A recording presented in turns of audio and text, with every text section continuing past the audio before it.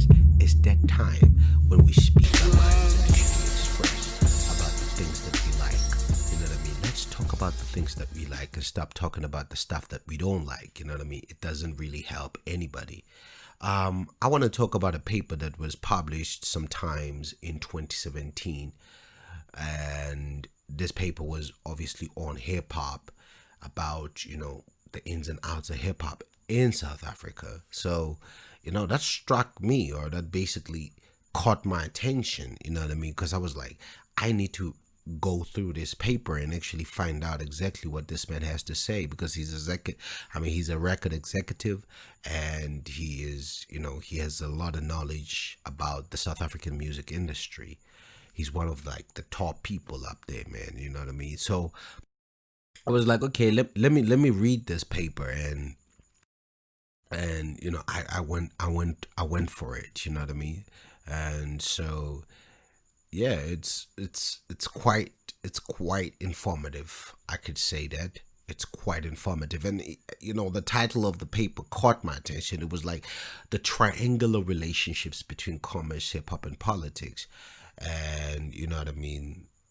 It's such a wonderful paper, but it was a very, very informative paper, in that it revealed just how money and politics really play a big role in any industry, or in any culture, or in any group of people.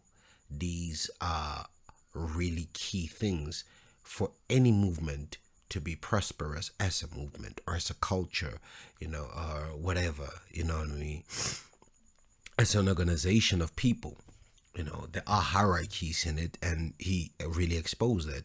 He really exposed what works and what doesn't work. You know what I mean? He went into it, and gave you examples, from the days of the prophets of the cities, and, and the black noises up to now. You know what I mean? He really kind of like broke everything down. Even Sinyaka, bro, he has Sinyaka in there. But what's beautiful about it is that he ties it to the South African politics, and now you get to read also and learn about South African politics again, from a person who, in a way, experienced it. What I learned was that hip hop is the actual fountain of youth. It is the actual fountain of youth. Hip hop is for the youth. It's about the youth. And although there are elders in hip hop like Jay-Z, and now we have, DJ Premier, who are older guys that are still doing hip hop, it's still a fountain of youth. It's for young people. It's for the youth. But the reason why I say it's the fountain of youth is because that's where hip hop has founded businesses, man. It has founded businessmen, and it is not founded businessmen, but rather founded businesses, and gave birth to businessmen and women, and it has really formed a market for itself, sold to that market, and even influenced other markets, and was used, by other markets to sell their own products. He talks about such things.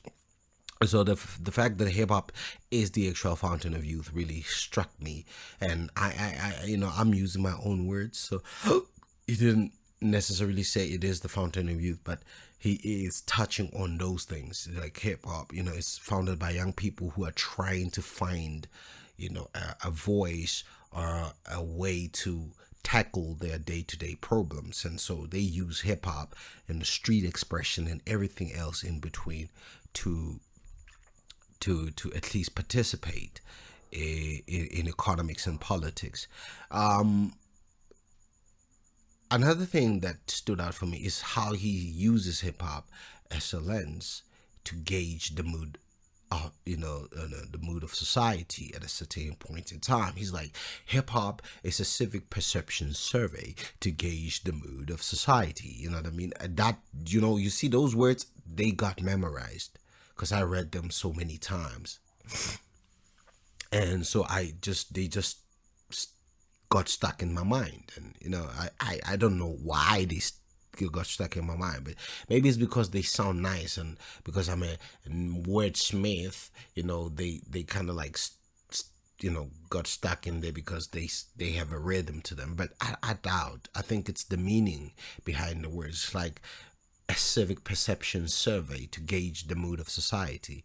Do you understand what I'm saying? I mean, that means that hip hop is the actual reflection of society, or hip hop is the projection of society to an extent.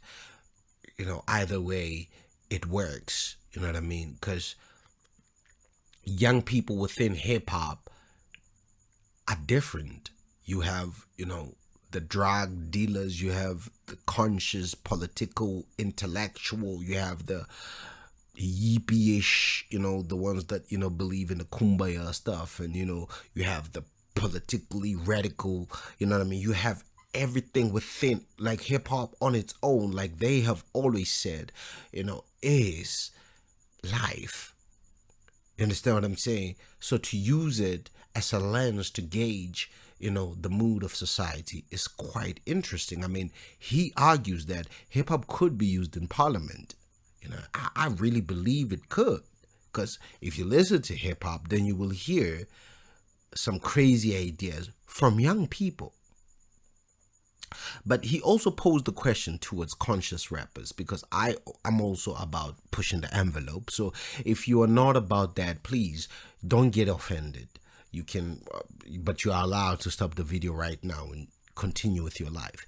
But this is really directed at conscious rappers. He's like, but why is it that conscious rappers are not forming structures that will be able to push the message in practicality, or in practical forms? And I do agree with him. If we can take the message and really transform it into action and manifest the word, that would be a very powerful thing. Rappers have some of the most insane ideas. MCs are some of the most intelligent people, and for some reason they stay poor. I don't understand why. That's his argument. It's like, how is it that the most intelligent rappers are staying poor? You know what I mean? And they can't even sometimes feed their own kids, or take care of the necessities in their own lives. And that's really a concern. We can't have amazing artists lacking the ability to make a living. With that said, I want to end it here. Now, imagine a political party that was formed by rappers. Just imagine it. I don't know. Maybe we would call it the hip hop party of the people. Something like that, though. We have our own president. We have our own youth league. We have, the older guys representing us like that. You know what I mean? And for some reason, we vote for it, and it ends up in parliament, and it influences policy. That's a beautiful dream. Just like John Z.D. said on his talk, on his TEDx talk, what if hip hop was an institution? Imagine that. Because it is, in a way, a structure that is very powerful, a movement of people. Imagine if these people could apply themselves practically and move forward. So that, for me, was the most beautiful insight I've ever gathered from a piece of writing, especially about the culture of hip hop and hip hop music and everything hip hop, actually. So I just had to really talk about it, because I'm really surprised that there isn't a lot of people talking about this paper out there. If you don't know, you can go to the Verd's website and you will find the paper. Just type Dr. Sipho Sithole's dissertation or thesis, and it will give it, Google will give it to you. With that said, man, I will stop here. Have a wonderful, wonderful week, month, year. Take care. Keep pushing. be creative, play. You know what I mean? That's what we need to fight, the anxiety that is in the world and the depression and stresses. You know what I mean? With that said, man, I'm gonna leave you here with that triangular relationship.